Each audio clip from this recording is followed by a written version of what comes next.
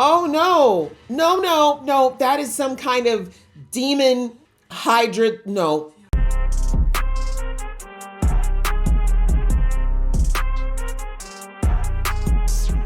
Hey guys, it's your girl Aisha, aka Geek XX Chic, and we are here with a brand new series.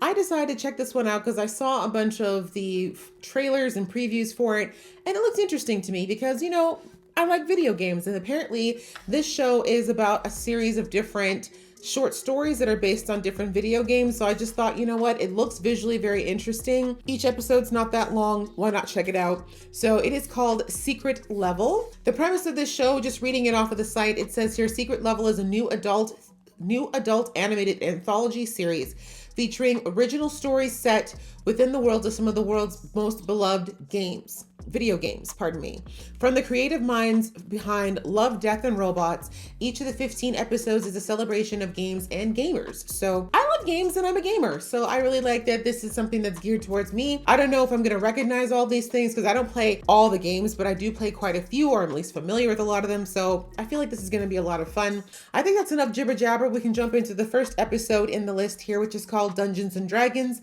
The Queen's Cradle.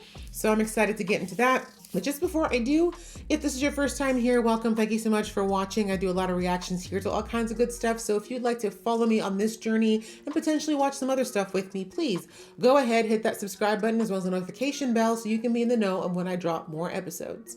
All right, that out of the way, let's get into season 1, episode 1 right now. We'll watch the intro the first time. Rubik's Cube? Not anymore. Ping pong. Pong! Just aged myself with that one. Cubert? These might just actually be random shapes. Who are we sneaking up on? Oh, not the sleeping camp. Are we going for the goods? Oh, prisoner. Please. Okay, Satan. Damn, that animation is clean.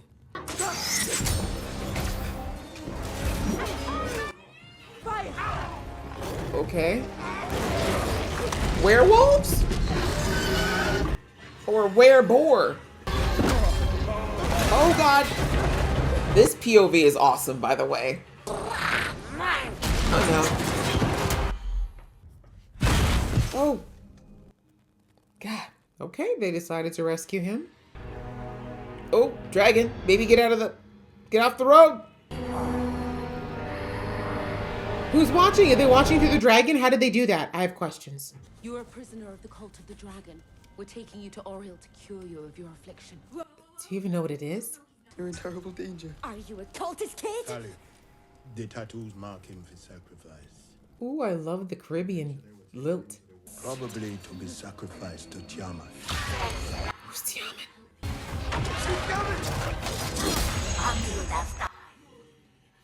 Stop! Wow. She's like, it's just a flesh wound. I've had worse. Oh, she's a pally. Nice. Maybe you should restrain him. Not for them, but just for him, maybe. What we need is a cleric. Yeah, I agree. That boy's definitely haunted or possessed or something. Whatever is in you, it's strong. But I can see you are strong too. I don't know. I really don't know. I feel like you're giving him a little too much credit right now. Leave me. So you can hurt more people? Maybe. Being easier doesn't make it right. Oh, bars. I very nearly killed innocents before I decided to change. Before I took my own. This animation, she looks so much like an actor I can't think of right now. It reminds me I'm not alone. Maybe it will help you. Hold on to it until you reach Oriel. That thing's heavy. And he doesn't have any pockets. Where's he gonna put that? You really think this Oriel will know how to help me? Let's hope so. Are y'all gonna die on the way? Is he riding a warg? That is awesome. Beautiful. It's a warg! Y'all gonna have to break that bridge or something. Yep. Really? We gotta magically open the door? They should have been waiting and ready. And it's gonna take like 80 years to get in.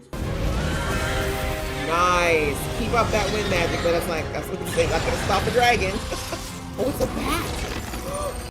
Ha, ha, ha, ha, block. There goes your mage. Well, I guess we're not locking that. Aw, he saved you after you were so mean to him. Good luck, kid. Look at that attitudinal change in a hurry, but truthfully, we ain't got time. It's going to be okay. Oh, y'all have a dragon. That might be helpful. You have some of that fire breath to take care of that nonsense outside? Calm yourself, child. You're safe here. Your face says other ways, man. Simon doesn't like you at all. The wicked do tend to fear me. That is the effect they have on people. Whatever is inside you, and destroy it. Can you do it quickly? Your kindness is precisely what makes you worthy of I being. love the different scale of how big the dragon is compared to them. Woo! That was hot. Fire and ice.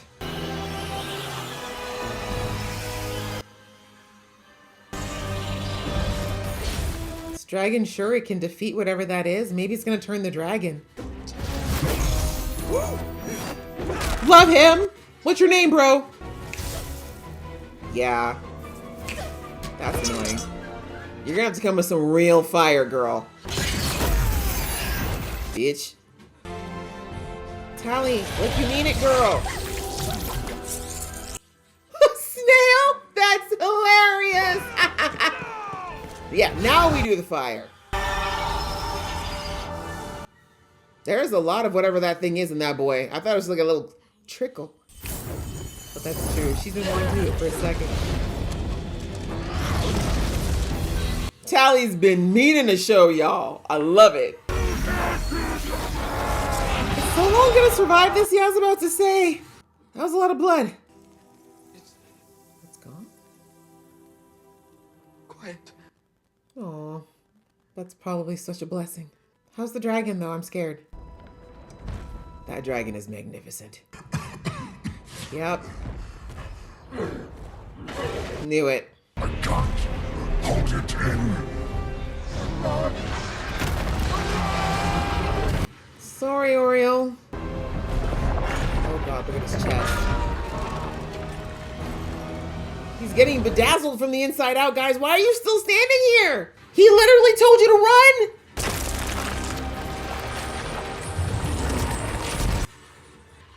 Well, the Solon did try to warn y'all that it would hurt Oriole.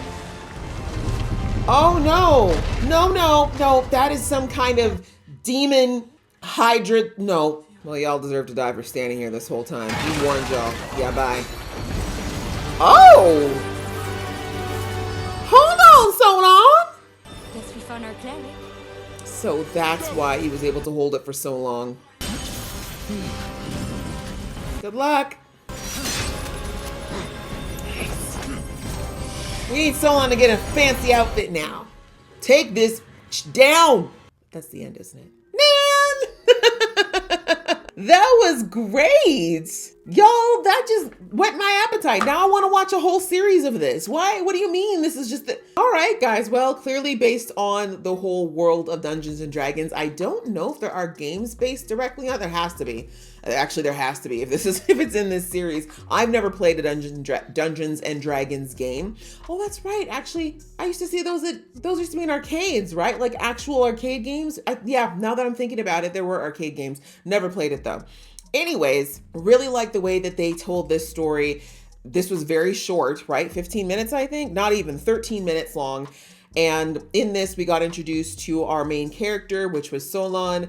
We see that he was tormented by, we don't even know, a spirit, a dragon, we're not sure, but whatever it was, it basically was tormenting him and causing him to lash out when he didn't want to, but he knew enough to know that people needed to stay away from him to stay safe because he couldn't always contain it. But because of a fortuitous event of a small group, which consisting of, what was that, 2 mages, right? We had the guy who was doing the wind, who definitely looked like a mage. We had the girl who was doing the fire, who was definitely a fire mage. And then I'm not sure what the dwarf was supposed to be because he had that dash skill. Y'all would have to let me know because I don't know all of them. I'm trying to think through my through my WoW experience. Rogue? No.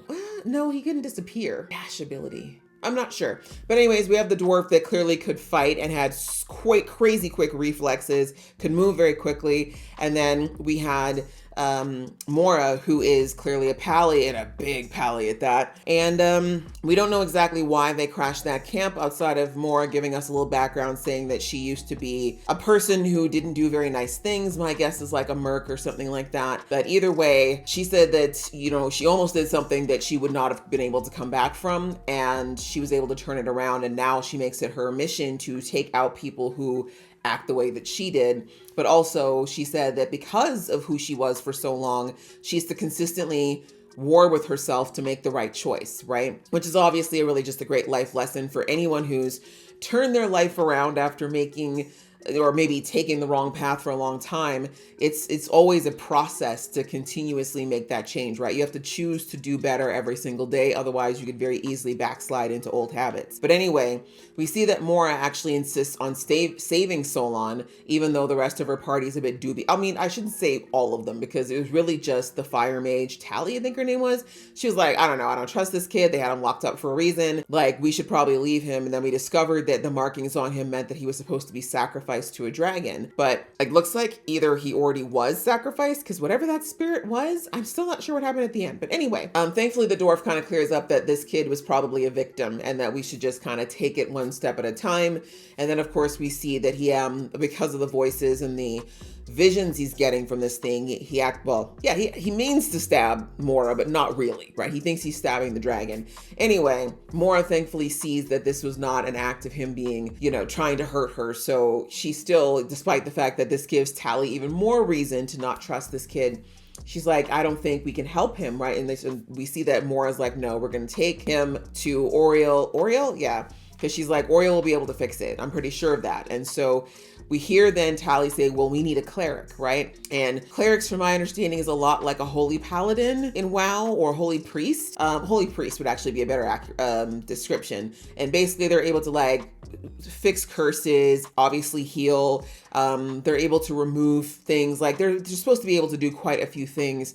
And obviously Tally thinks that this boy is possessed, and that's why she thinks the cleric would be the way to go. And I guess they just want one in their party anyways, because that's just handy to have. But anyways, like I said, that heartwarming conversation between Mora and Solon, where she asks him his name first of all, because it's interesting that, you know, no one even thought to ask him his name up until that point. And then she basically tells him her backstory to let him know that, you know, I'm doing this because I think it's the right thing to do. Like, yes, it would have been easier to leave you in that camp. Yes, it would have been easier to kill you, but that doesn't mean it was the right thing. And I think that was the bar of the episode, is just because it's easy doesn't mean it's right. So anyways, she ends up taking them to Auriel, and then we see that, you know, whoever is running the camp, I guess, we didn't get to see who that is. Obviously not important. They just needed some stakes.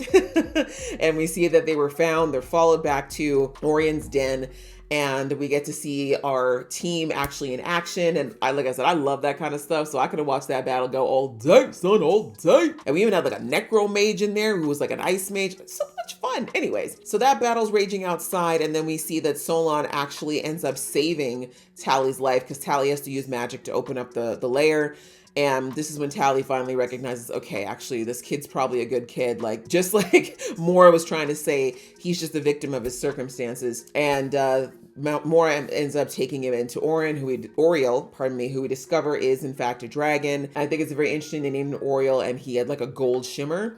And I know that from watching the movie Dungeons and Dragons, a lot of you helped me and told me that in Dungeons and Dragons lore, different dragons mean they have different abilities, and I do not remember what they are, but I just know that I'm sure the fact that he was gold was probably for a reason. What that reason is, I don't know. We see that Orion immediately feels a lot of empathy for this kid and is able to see that there's something inside of him, and he basically tells him that he will lift this burden from him, not to worry about it. But we see that Solon warns him multiple times that whatever is in him does not like Auriel, and he's like, I don't want to hurt you.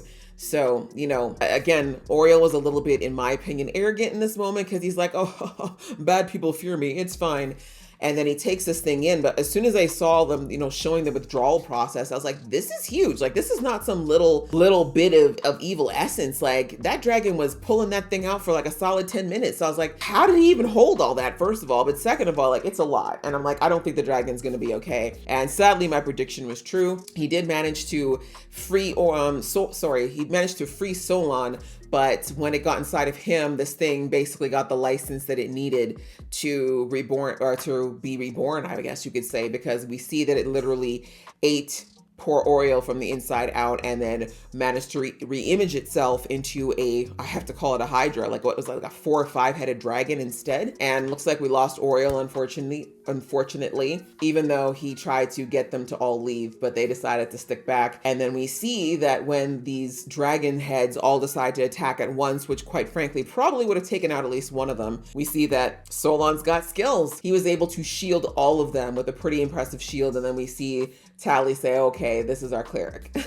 I get it now. This is the cleric we needed. And so now Solon, now he's free from this evil energy. He's actually able to tap into the power. And as I was saying in the reaction, clearly that's what showed, like, that level of power that's in him to have been able to contain that evil essence for so long that took out a dragon. Yeah, I really would have loved to see the rest of Solon's story, but you know what? For what we got, that was super fun. We got a lot of info in just those 13 minutes, so great storytelling.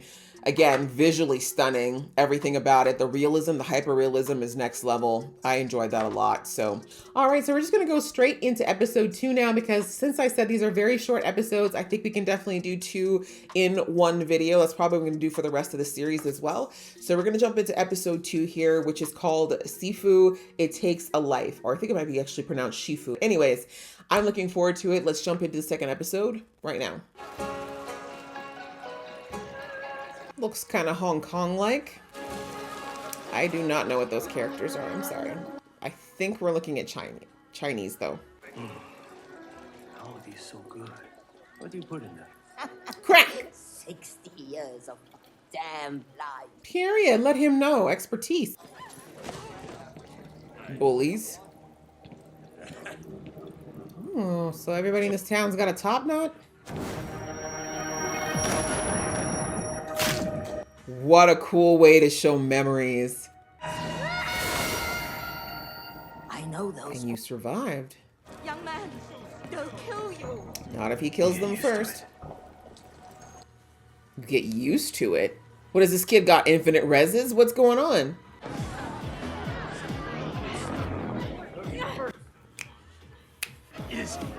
Ooh, that bass in your voice. Why do they always want to waste good liquor? You deserve that. Oh, wow! Oh, hot, yep.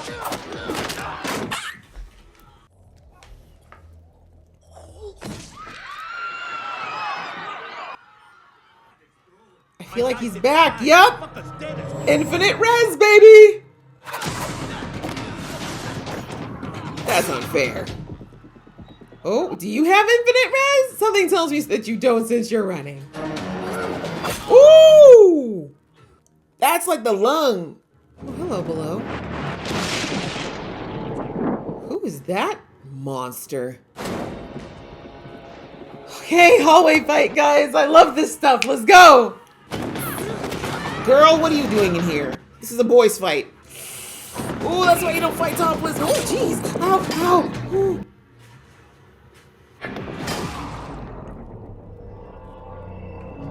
Is this what happens to when he dies? Who this? This art style is such an interesting choice. I'm loving it, but who is that? What he really looks like? Oh, his head just healed up. Not infinite reses. So when the coins run out, he's back? Oh, he aged. That is insanity, by the way. I want to see this movie. Oh, you need to invest in body armor. Yep, he's down to 2 now. Is it really worth this, guy?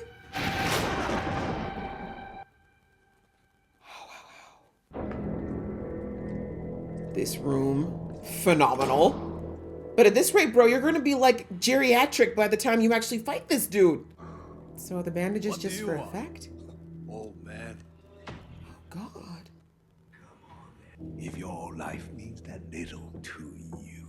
Apparently it does. Really? Oh. I was like, but I want to know what happened. Did he survive?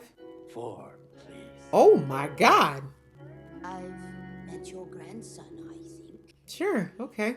You put 60 years of your life in them. Those do look good.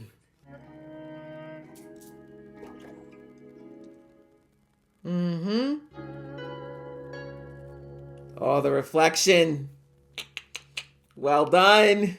Okay. All right. That one was significantly shorter than the other one, but still great storytelling in a short amount of time. We found out, and like, we don't even know the name of the main character actually, because they didn't give us a name, but I guess in a way it didn't really matter. But we already know the reason for the drive, the reason why he's going after this gang. We see that this gang took out his family. And what I'm not sure of is that it looked like he was a boy in the flashback, but he's clearly not a boy when we start this series. But again, I'm wondering how old he actually is. That's the only part that's still a bit of a question mark to me about what's going on. Clearly we see, anyways, well, let's kind of follow it through here. I love the little interaction between him and the old lady about how he's going there, waiting for his opportunity and spending this time with her, talking to her, playing games with her, you know, kind of showing that he has this softer humanitarian side, I guess you could say. But then she always noticed that he's angry, that despite the fact that he seems very chill and calm, she knows he's an angry person. And the second he sees these people, it's like he immediately goes into, war mode. He was ready to fight. And we see that she doesn't want him to do this, right? Like when he finally looks and he sees the handprint tattoo, this is when he jumps up without a thought and leaves. And we hear her say, like, don't do this, you're gonna die. And he says, don't worry, you get used to it. So I'm like, that's when it kind of told me as a viewer that this is not the first time he's died, right? Because we see in the flashback, whoever killed his dad very clearly did a slash, which looks like he slashed his neck. So a kid likely would not survive that without immediate medical attention. So either something happened, maybe he went to the other side for the first time then, and then that's how he got that chain. But we see that he had the belt that was holding, at the time we focused in on it, that I saw, it was four of those coins, the older coins. And it looks like every time he dies, he loses a coin, or he comes back, I should say. He loses a coin. But what's interesting is that the first time he gets his neck slashed, we don't see anything, right? He goes to the club, he follows these people, he picks a fight, takes out most of them, but then one of them manages to slit his throat. But then we see he comes back, and at that point we don't see anything outside of the fact that we now know that he can come back. And that's when I asked the question, is like, is this infinite? Like, can he just come back as many times as he wants to? But then we see that when he then goes into the hallway to continue to look for the person he's looking for, that's when he gets killed again because he gets overwhelmed. And then that's when we see what I'm assuming is what happens when he dies. He goes someplace else. There's too many explanations for where that plane could be, but he goes down there, and then we see that he goes down young, but then looks at an older version of himself. And then it's like the older version comes back. So it looks to me like not only every time he dies, not only does he lose one of these coins, but he loses like life energy, I guess would be the way to put it, right? Because he ages significantly, right? He went from being like a 20-something-year-old to someone maybe in their mid-50s. And then by the time he gets to his objective, he's probably in his 70s. You know what I mean? And that's why you even see the boss he's looking for is like, what are you looking for, old man? Not realizing it's the same kid he was looking up through the skylight, or through, I should say, the walkway, the skyway. That was the same person who he thought was dead, right? So again, why he didn't ask questions as to how the heck that guy died up there and ended up in his room. But I guess he just probably didn't even think it could be the same person. Also, the fact that none of this gang seemed to be at all disturbed by the fact that this kid was getting up from like multiple stab wounds and a slit throat. To me, that would be my first indication I need to get the heck out. That's me. But anyway, love the way they did the choreography. The fight scenes were amazing. They were incredible. I love the art style. I mentioned that in the episode. I like how they switched the art style for when he was having memories, and also for when he was literally coming in between I guess, the world of the living and the world of the dead. And I also appreciate the fact that he got killed a number of times, right? Because in a lot of martial arts movies and TV shows, usually your hero has like this ridiculous amount of plot armor on them, right? Where somehow they get jumped by 50 people and no one lands more than like a scratch. And I'm like, that's just not feasible. Let's be real. Most gangsters, especially if they're in a gang of people who know martial arts, they're going to be able to, like, if there's 20 of them, 30 of them attacking, whoever's getting attacked is going to get a lot more than a scratch, right? They're probably going to die, more likely than not, but if not, they're going to get hurt bad. So I kind of like that they put that realism in there, that this revenge that he was seeking was literally costing him years of his life. Like, anybody else who's sane would be like, if I have this belt that lets me live for a crazy long time again, and I don't know if this belt would have also let him live if he died of old age, but either way, I would want to, most people would try to like protect that, right? Most people like only use that if it came down to, okay, I have to die to do something, and then I come back. But the fact that he was wasting all these second chances just to get revenge on someone, which thank God in the end he did. We didn't see that battle, but I think it's cool they didn't show us, because we saw so much more death and battling up until that point. And I wouldn't be surprised if the boss man probably had his guard down because he thought it was an old man and found out the hard way. But anyway,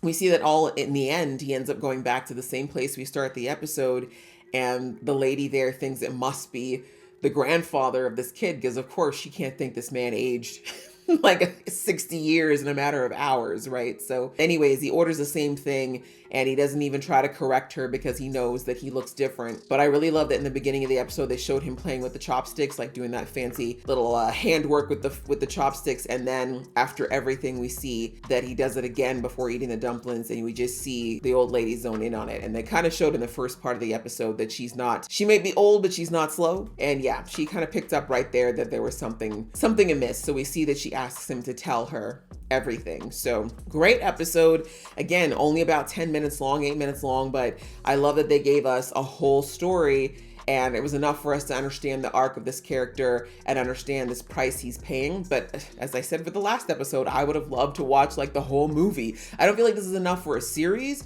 Actually, maybe it could be, but either way, lots of potential there for something that could be built out for so much more. I don't know what game this is a part of though, but looking at it, it looks like so many, it's giving me Konami vibes, right? Something out of there, or maybe Capcom. But yeah, I wish I really knew who this character is based on, but I enjoyed it either way. So I hope you guys enjoyed watching along with me. That's it for today. If you did, please show some love to this video, and I will see you in the next one.